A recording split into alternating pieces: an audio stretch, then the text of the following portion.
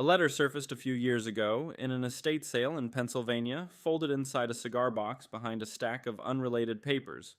It was written in careful, slanted handwriting, dated the spring of 1877, addressed from a shopkeeper to his brother out west. Part of it read like this: Business is slow this year, and I will tell you something strange. I cannot get pennies. The bank tells me demand for the small coin has fallen so far that the mint barely struck any this year at all. Customers wait while I search a drawer for change. I have started asking people to round to the nickel rather than send them away empty-handed. That letter sat in a box for well over a century before anyone connected it to anything valuable. The man who wrote it had no way of knowing that the very coin he could not find enough of would become one of the most sought-after pennies in American history, or that a single one of those pennies, saved by pure accident and never spent, would one day be worth more than his shop earned in a decade. He was describing a shortage. He had no idea he was describing a legend. Somewhere out there, in a drawer, an old ledger box, or a jar nobody has opened in years, that same shortage coin might still be sitting, completely unrecognized, exactly the way it sat, unrecognized, in that shopkeeper's till 150 years ago.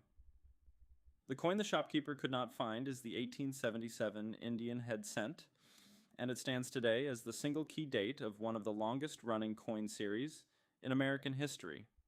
The Indian head cent ran from 1859 all the way to 1909. 50 years of production, hundreds of millions of coins struck.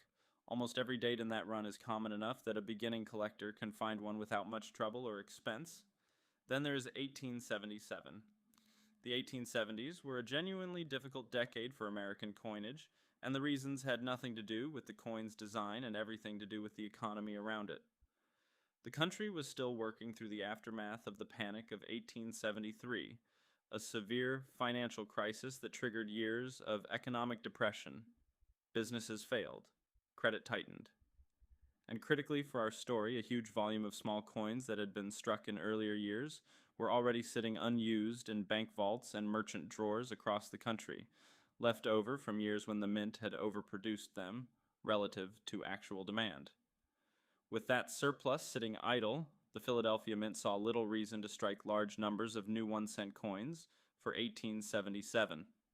Existing inventory could cover what circulation demanded, so production for the year came in dramatically lower than any other year in the series, a total mintage of only 852,500 cents, compared to totals in other years that regularly ran into the tens of millions. That is not a typo. Some ordinary years in this series saw production 40 or 50 times higher than 1877 did. Low mintage alone does not automatically create a legendary key date. Plenty of low mintage coins from minor years get overlooked because nobody at the time thought to save them. What makes 1877 different is what happened to the coin after it was struck. Because so few entered circulation, and because the economic depression meant people were reusing and hoarding whatever small change they already had rather than spending freely, a very large share of the 1877 mintage that did enter circulation stayed in circulation for years, getting worn down through decade after decade of ordinary use. Collectors did not widely recognize 1877 as a special date until well after most of the surviving examples had already been worn smooth by everyday handling. That combination, low mintage plus heavy circulation before anyone realized what they had, is exactly why sharp, well-preserved examples of this date are dramatically rarer than the mintage number alone would suggest. A coin that starts scarce and then gets ground down by 50 more years of pocket change before anybody protects it becomes something else entirely. Finding this coin starts with a single number, and it could not be simpler. Turn the coin over and read the date. If it says 1877, you have found the key date of the entire series, regardless of what condition it is in. After the date, check 3 things. First, the overall wear. Even a heavily worn 1877 cent, one where Liberty's headdress details have almost completely worn away, still carries real value simply because it is the date it is. This is unusual. In most series, a coin that worn would be worth very little. In this series, the date alone changes everything. Second, check for a readable full date. Some examples have worn so heavily that portions of the numbers themselves become difficult to read. A fully legible date, even on an otherwise worn coin, matters for value. Third, and this is the one that catches people out, check for altered dates. Because 1877 carries such a strong premium over nearby years, it is one of the most commonly faked dates in the entire series.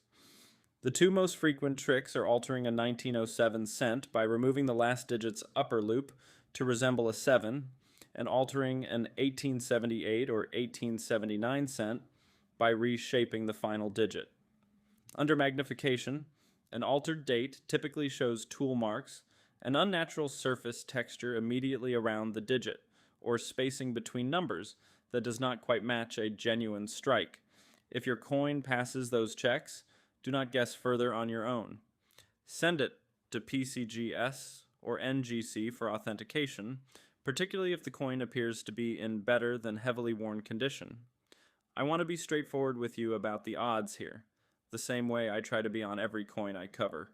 Indian head cents from ordinary years are genuinely common. If you find one dated anywhere from the 1880s through 1909, you very likely hold a coin worth a modest amount. Pleasant to own, but not life-changing.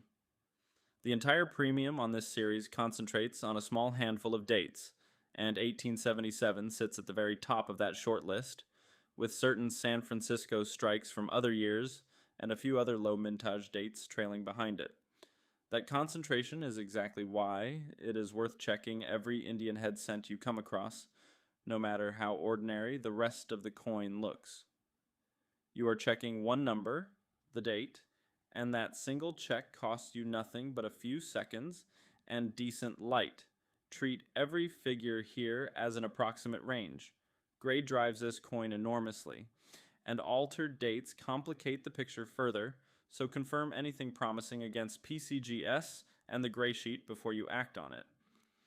A heavily worn example, one where the date is barely legible and the design is mostly smoothed away, still generally trades from several $100s upwards simply because of the date.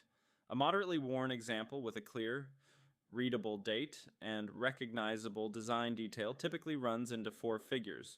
Sharp, lightly circulated examples move well into the low 5 figures, and uncirculated examples, which are genuinely rare for this date, have reached well beyond that at auction. On rarity, this coin earns a 9 out of 10 within its own series, driven almost entirely by that mintage collapse in a single difficult year. On recognizability, it earns closer to a 4 because, unlike a doubled die or an obvious mint error, nothing about the coin's appearance announces its value. You are relying entirely on one small number stamped into worn copper. That gap between how important the coin is and how ordinary it looks is exactly what makes it worth teaching people to check. Here's what I want to know from you. Do you own any Indian head cents at all?